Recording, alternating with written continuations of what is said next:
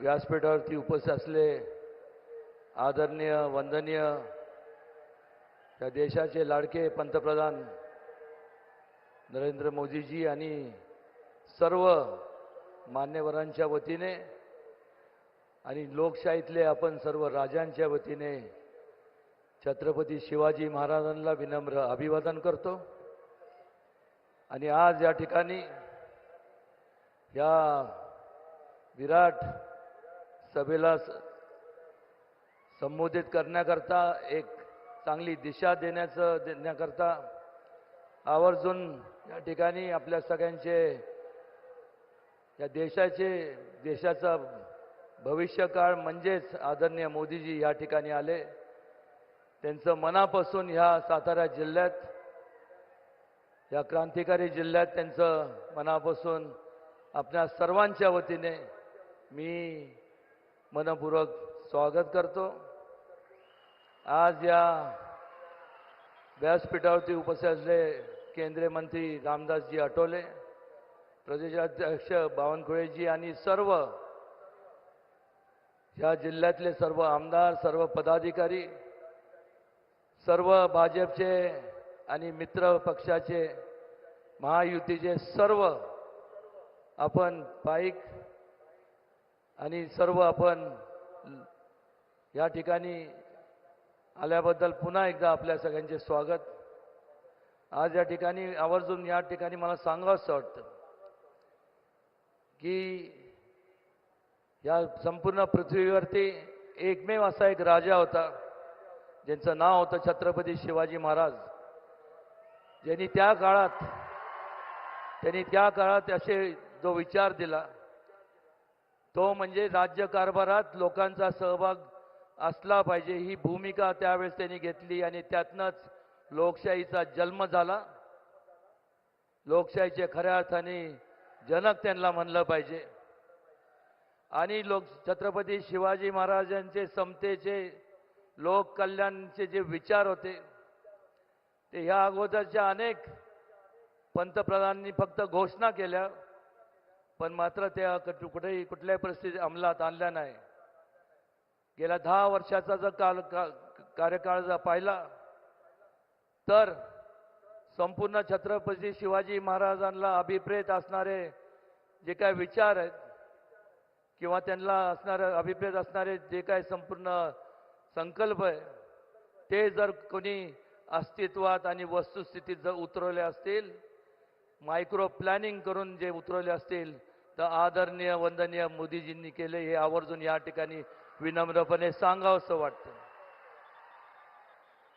त्या काळात भरपूर ज्या वेळेस स्वातंत्र्य मिळालं त्यावेळेस संपूर्ण देशभरात केंद्रात काँग्रेस सरकारने वेगवेगळ्या राज्यात काँग्रेसचं सरकार होतं। फक्त दोन खासदार हे भारतीय जनता पक्षाचे होते, अटल बिहारी वाजपेयीजी आणि लालकृष्ण अडवाणीजी। मग थोडं आपण सगळ्यांनी विचार करणं गरजेचं आहे की एवढ्या मोठ्या प्रमाणात जे आज परिवर्तन घडलं, 2 वर्ण संपूर्ण देशातला सगळ्यात मोठा पक्ष म्हणून नव्हे तर संपूर्ण जगभरातला सगळ्यात मोठा पक्ष म्हणून आज भारतीय जनता पक्षाची ओळख निर्माण करण्यात झाली। आणि हे एवढं परिवर्तन का घडलं तर त्या काळात फक्त पोकळ घोषणा झाल्या, गरिबी हटाओ देश बचाओ, जय जवान जय किसान। पण बारकाईने आपण जर विचार केले की या भूलथापांना त्यावेळेस फक्त त्याच्या दिल्या गेल्या त्या फक्त निवडणुकीच्या काळात मतपेटीद्वारे तुमचं मत मिळवण्याकरता दिल्या गेल्या। मतदान झाल्यानंतर ज्यावेळेस सत्तेत आल्यानंतर त्याच्याकडे पाठ फिरवली आपल्याला इतिहास सांगतो। पण ज्या घोषणा त्यांनी दिल्या त्याच्यावर अंमलबजावणी कोणी केली असेल तर आदरणीय नरेंद्र मोदीजींच्या कुशल मार्गदर्शनाखाली त्यांच्या संपूर्ण सहकार्याने केली। गरिबांच्या बाबतीत जरी मोठ्या प्रमाणावर जर पाऊल उचललं असेल तर नरेंद्रजी मोदींनी उचललं। जवानांच्या बाबतीत ज्यांच्यामुळं आज आपण संपूर्ण सुरक्षित आहोत त्यांच्याबद्दल ज्या वेगवेगळ्या ज्या काही योजना राबवण्यात आल्या त्या आदरणीय मोदीजींच्या कुशल नेतृत्वाखाली झाल्या। त्याचबरोबर किसान म्हणजे शेतकरी, या देशातला शेतकरी म्हणजे या संपूर्ण या देशाचा कणा आहे. आणि अशा परिस्थितीत त्याला त्यांचं ते सक्षम कसे होतील या दिशेने मोठ्या प्रमाणात योजना देखील आज ठिकठिकाणी वेगवेगळ्या देशभरात वेगवेगळ्या राज्यामध्ये आपल्याला पाहायला मिळतात. आणि त्यामुळं आज जर दोन्हीची तुलना करायची झाली तर एका बाजूला मोदीजींच्या नेतृत्वाखाली एक नियोजनबद्ध कार्यक्रम त्यांनी जो आखला गेलाय, त्याच्यावर अंमलबजावणी होती, त्याच्यावर विचारविनिमय करून एक प्रगतीच्या दिशेने वाटचाल आपण करत आहोत. हा देश वाटचाल करत आहोत. आणि केवळ या संपूर्ण जगभरात जर देशाचं नावलौकिक जर एवढं कधी नव्हतं जेवढं आता आज आहे, ते केवळ आणि केवळ आदरणीय मोदीजींच्यामुळं झालं आहे. कदापि आपण सगळ्यांनी कोणी विसरता कामा नाही. हे झालं महायुती, भारतीय जनता पक्ष आणि महायुती मित्र पक्षांचं. आणि दुसऱ्या बाजूला काँग्रेस आणि महाविकास आघाडीमध्ये आपल्याला काय पाहायला मिळतं? अजून सुद्धा त्यांच्यात वादविवाद होतात. कशावरनं? तर अजून कोण पंतप्रधानांचा उमेदवार कोण असावा, हे ते म्हणजे काल्पनिक विचार आहे, पण त्याच्यावरती सुद्धा एकमत होत नाही. आणि मग महाविकास आघाडी चुकून मला वाटते स्पेलिंग मिस्टेक झाली असावी. खरं तर महाभकास आघाडी असं म्हणलं तर चुकीचं ठरणार नाही. कारण ज्या ठिकाणी अस्थिरता असते त्या ठिकाणी त्या ठिकाणी नियोजनाचा अभाव असतो. आणि ज्या ठिकाणी नियोजनाचा अभाव असतो त्या ठिकाणी कुठल्याही प्रगतीच्या मार्गाने वाटचाल न करता अधोगतीच्या मार्गाने वाटचाल हे लोक आपल्याला करताना पाहायला मिळतात. आणि त्यामुळं एक चांगलं स्टेबल गव्हर्नमेंट आज बऱ्याच वर्षापासून नंतर आपल्याला मिळालंय. आणि कोणी काय म्हणजे भविष्य सांगण्याचा काय विषयच नाही. मोदीजी पुन्हा सत्तेत येणार आणि मोदीजींच्या नेतृत्वाच्या खाली ह्याच्यापेक्षा जास्त आणि उच्चांक अशी भारताची आपल्या देशाची प्रगती होणार. हे करत असताना या संपूर्ण मतदारसंघाच्या बाबतीत बोलायचं झालं तर आजभर आपण संपूर्ण सगळ्यांनी भरभरून काँग्रेस पक्षाला मतदान केलं. त्यांनी फक्त नुसतं म्हणजे सत्तेत येण्याकरता त्यांनी आपल्या पुढं मताचा जोगवा मागितला. पण मात्र जो मूलभूत पिण्याच्या पाण्याचा प्रश्न जो असतो, शेतीच्या पाण्याचा, ज्याच्यामुळं आज संपूर्ण आमच्या सगळ्यांचं जीवन, त्याचा अर्थव्यवस्था संपूर्ण सगळ्यांची अवलंबून आहे, त्या संदर्भात केलं काय? काहीही केलं नाही. किंबहुना त्या काळात नुसतं असं म्हणायचं म्हणजे एवढा अहंकार माजला होता, कारण की पर्याय नव्हता. त्यांना कळालं की एक तर ह्यांचं काम जरी केलं नाही तर कुठं जाणार, ते आपल्या मागं येणार, नाही तर गप घरी बसणार. ही एवढा मोठा अहंकार ज्या लोकांनी तुम्हाला मतदान केलं. पण मात्र ह्या संपूर्ण लोकांचं जर मार्ग पिण्याच्या प्रश्नाचा जर काढला असेल आणि शेतीच्या प्रश्नाचा, तर भारतीय जनता पक्षाने त्यावेळेस कृष्णा खोऱ्यासारखा महत्वाकांक्षी प्रकल्प हाती घेतला.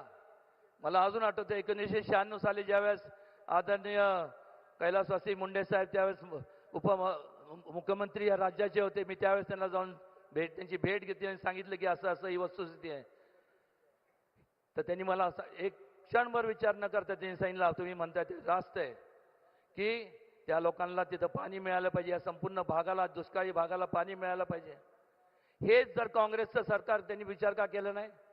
हे जर ते गेलं असतं तर किंबहुना मुंडे साहेब म्हणू शकले असते की आपलं त्या संपूर्ण भागात एकही आमदार नाही, खासदार नाही, मग कशाला निधी द्यायचा? हे भारतीय जनता पक्षाचे विचार नाही. भारतीय पक्षाचे जे विचार आहेत ते विकासाचे विचार, लोक कल्याणाचे विचार. आणि त्यामुळं आज या पक्षाची एवढी वाहवा संपूर्ण जगभरात होतीये. ठिकठिकाणी आपण पाहिलं तर या संपूर्ण मतदारसंघात या 5 वर्षाच्या कालावधीमध्ये जसं मोदीजींच्या मार्गदर्शनाखाली नमो गंगेचं संपूर्ण शुद्धीकरणाचं काम चालू आहे, त्याच प्रकारे आपल्या संपूर्ण मतदारसंघात कृष्णा नदीसारखी मोठी आपली जी नदी आहे त्या ठिकाणी जय जय कृष्णेच्या माध्यमातून संपूर्ण शुद्धीकरणाचं काम आपण हाती घेणार आहोत. पर्यावरणचं पर्यटन म्हणजे टुरिझम इंडस्ट्रीला देखील आपण वाव संपूर्ण केंद्र शासनाच्या मदतीने आणि राज्य शासनाच्या मदतीने आपण करणार आहोत। Industries, IT park, skill development याची नित्यान गरज आहे, कारण या अगोदर कुठल्या प्रकारची डेव्हलपमेंट न झाल्यामुळं ह्या संपूर्ण भागातले जे तरुण यांना दुसऱ्या जिल्ह्यात किंवा मोठ्या शहरांकडे धाव घ्यायला लागत होती। त्यांनी तिथं जाऊन अंगावरच्या कपड्यावर जाऊन आज तिथं त्यांनी जे संस्था निर्माण केल्या त्याची उलाढाल जवळ कित्येक तरी कोटीची आहे। आणि मग तिथं जाऊन जर करू शकत असतील, त्यांची कर्तबगार असतील, तर स्वतःच्या जन्मभूमीमध्ये तीच त्यांची कर्मभूमी असावी असा या हिशोबाने आपण संपूर्ण मोदीजींच्या मार्गदर्शनाखाली आपण हे सर्व करणार आहोत। त्याचबरोबर जसं बुद्ध सर्किट आहे तसं मागं सुद्धा आम्ही मोदीजींना विनंती केली होती की एक स्वराज्य सर्किट या ठिकाणी व्हावं, जेणेकरून ज्या संपूर्ण 3 त्यावेळेसच्या छत्रपती शिवाजी महाराजांच्या किंवा मराठाच्या ज्या राजधानी होत्या, राजगड, रायगड आणि सातारा, हे एक सर्किट त्याच्यामुळं जास्तीत जास्त त्यांचे जे विचार आहेत, छत्रपती शिवाजी महाराजांचे जे विचार आहेत, ज्याच्यातनं असंख्य लोक प्रेरणा घेतात, भावी पिढीला, तरुण पिढीला चांगलं त्याच्यामुळं मार्गदर्शन होईल असंही या ठिकाणी आम्ही निर्माण करणार आहोत। ॲग्रो इंडस्ट्रीजवरती भर देणार आहोत।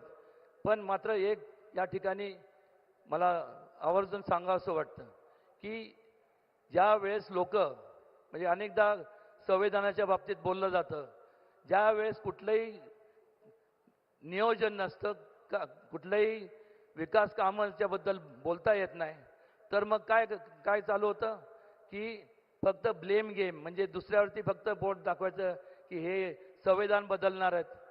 कशाला बदलणार आहे संविधान? काय गरज आहे संविधान बदलण्याची?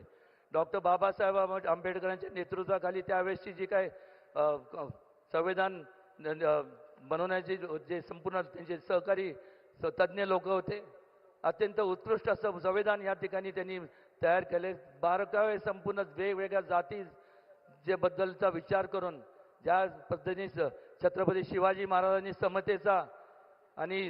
समतेचा जो विचार दिला, त्या समतेच्या भावनेतनं तयार करण्यात आलेलं हे संविधान आहे।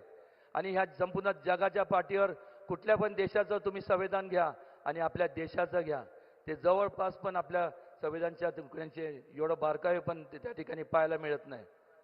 आणि संविधान बदलणार अहो, संविधानाचं पार खात्मा म्हणजे खलास करण्याचं काम जर कोणी केलं असेल तर त्या काळी असणाऱ्या काँग्रेसच्या पंतप्रधान आदरणीय इंदिराजींनी एमर्जन्सी लागू केली। का? तर मोठा उठाव व्हायला लागला। या देशातले संपूर्ण लोकांनी जेव्हा स्वतःच्या न्याय हक्कासाठी उठाव केला तर त्यांना वाटलं की मला विरोध करतात आहे। ते विसरून पण गेले होते हे संपूर्ण काँग्रेसवाले की समाजामुळं, म्हणजे त्यांनी एवढा अहंकार माजला की त्यांना वाटायला लागलं की आपल्यामुळं समाज आहे। पण भारतीय जनता पक्षातले प्रत्येक कार्यकर्ता आणि प्रत्येक नेते आदरणीय मोदीजी आणि त्यांच्या मार्गदर्शनाखाली काम करणारे सर्व